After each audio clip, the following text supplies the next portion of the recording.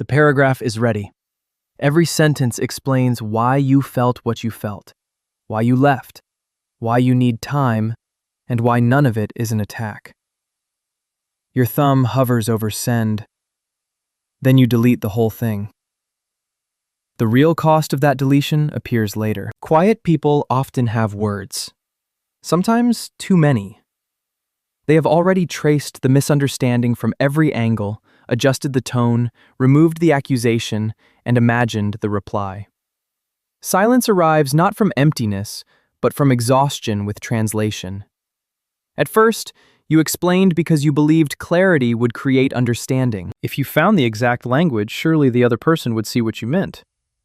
That hope can keep you talking long after the conversation has stopped being curious. Then the questions change. They are no longer, "Help me understand." They become, "Prove you should feel this." Now your inner life is standing at a checkpoint, and every need requires documents before it can pass. You give a reason. The reason is challenged. You add context. The context is minimized. You choose gentler words. Your tone becomes the new problem. A moving standard teaches you that more explanation does not necessarily create more understanding. For some people, misunderstanding is merely annoying. For others, it threatens belonging, fairness, or the image of being good. They explain not only to share information, but to prevent being assigned an identity that feels painfully false. You may continue the debate after everyone leaves. You replay the sentence, imagine a better answer, and build the case you wish you had presented. The conversation occupies a private courtroom where you never quite win because the other side can always invent another objection. You may explain freely with one person and shut down with another. That difference matters. Silence is not always a permanent trait. It can be a prediction about the likely response. Curiosity here, correction there, punishment somewhere else. Around a safe listener, sentences may arrive imperfectly and still keep moving. Around a defensive listener, your throat tightens while your mind edits in real time. The body often detects whether a conversation has room for uncertainty before you consciously name it. To explain something vulnerable, you must reopen it. You turn a feeling into language, place it between you, and wait while someone evaluates it. When that process repeatedly ends in dismissal, silence can become a way to stop reopening the same wound for inspection. One day, the argument is familiar before it begins. You can already hear every response. Instead of preparing the next paragraph, you say, "I understand that you see it differently." Then you keep the rest. The quiet feels less like defeat and more like conservation. After years of over-explaining, saying less can feel like recovering a locked room. Nobody can cross-examine what you do not submit. Nobody can twist the sentence you never offer. Privacy restores a sense of ownership over your inner life. The same silence can harden. You may stop explaining to everyone, including people who have shown patience. What began as discernment becomes a rule. Nobody will understand, so nobody gets access. Armor protects, but it also reduces touch. When important information stays inside, other people fill the gap with their own stories. They may assume indifference, punishment, agreement, or rejection. Their guess may be wrong, but silence gives them little material with which to correct it. You do not owe everyone complete access to your history. You can decline to explain without inventing a false reason.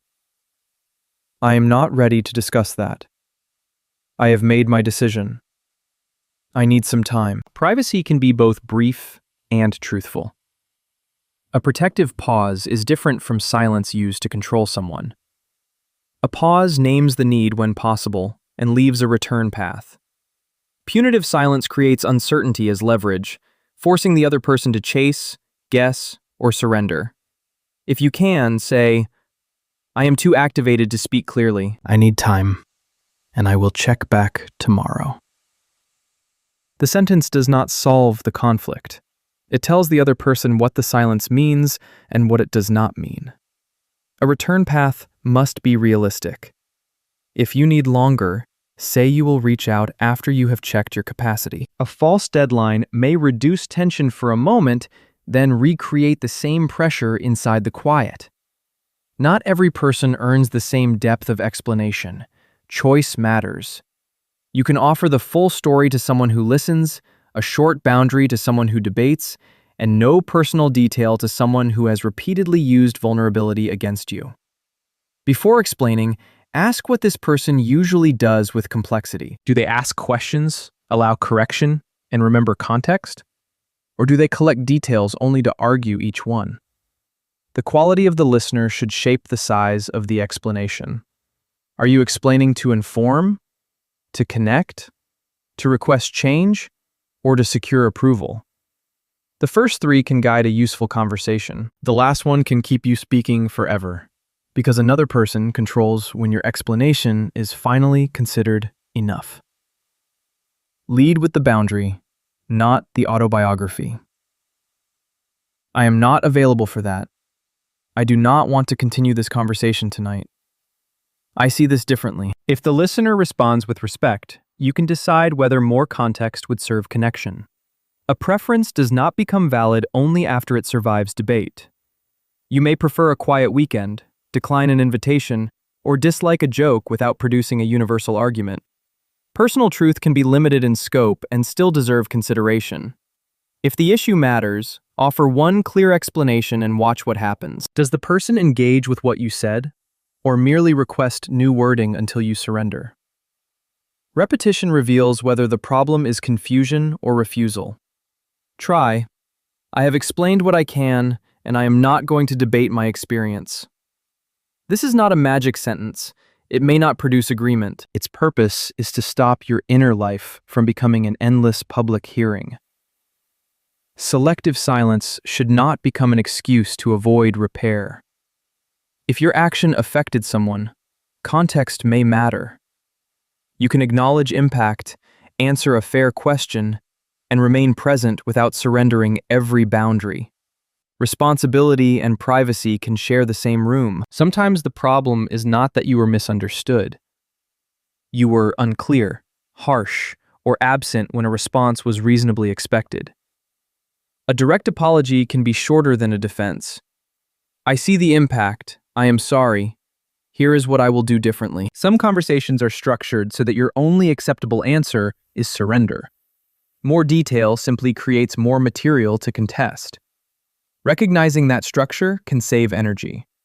You can end the exchange without proving the other person unreasonable. Stopping the explanation does not make you deeper, wiser, or above everyone else. Sometimes you are protecting yourself. Sometimes you are avoiding discomfort. Honest self-reflection asks which one is happening now, without turning quietness into a moral trophy. There is a difference between thinking, this person cannot understand me yet, and this person is incapable of understanding anything. The second thought closes curiosity and turns protection into contempt. Boundaries do not require reducing someone else's humanity. If speech feels crowded, write the explanation privately first. Then ask what the other person actually needs to know. The private version can hold every detail. The shared version may need only the boundary, the relevant context, and the next step. Over-explainers often believe one imprecise phrase will ruin everything. With a trustworthy listener, you can say, I am still finding the words. Let me try again. Good conversations allow revision. They do not treat every sentence as permanent evidence. Sometimes say what would help before telling the story. I do not need advice yet. I need you to hear me. Or, I want help finding a solution. Clear listening requests reduce the chance that support arrives in the wrong form. The mind remembers invalidation loudly. Deliberately notice the people who stay curious, accept correction, and do not make your feeling about their innocence. Safe conversations provide evidence that explanation does not always have to become defense. You do not need to jump from silence to complete disclosure. Offer a small truth and observe how it is held. Trust can grow in layers. A careful pace is not manipulation.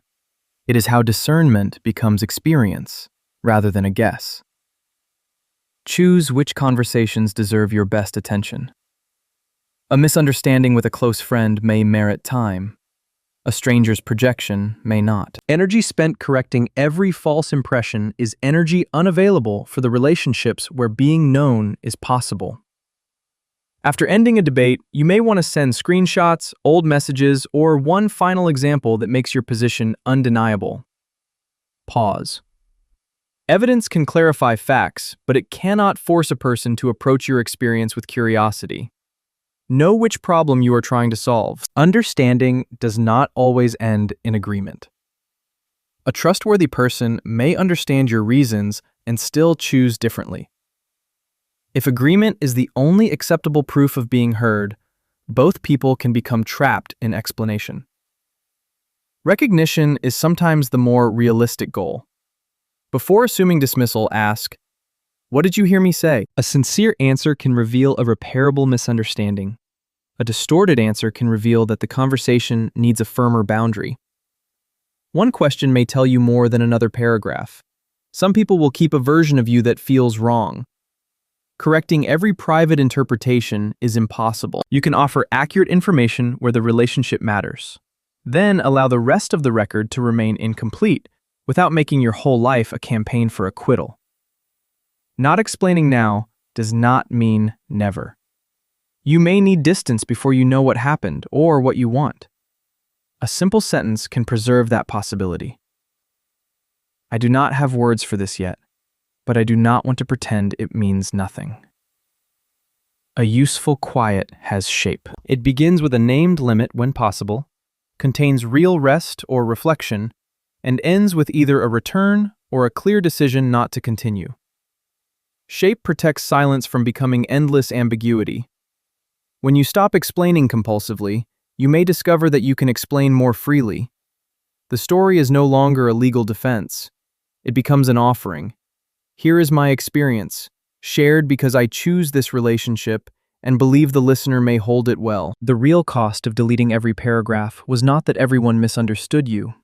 It was losing the distinction between people who had not earned an explanation and people who might have received one with care. Total silence made every audience look the same. You do not owe everyone the full map of your inner life. You do owe yourself an honest reason for choosing silence. Protect what needs protection. Repair what needs repair. And when a trustworthy person asks with care, let a few imperfect words be enough.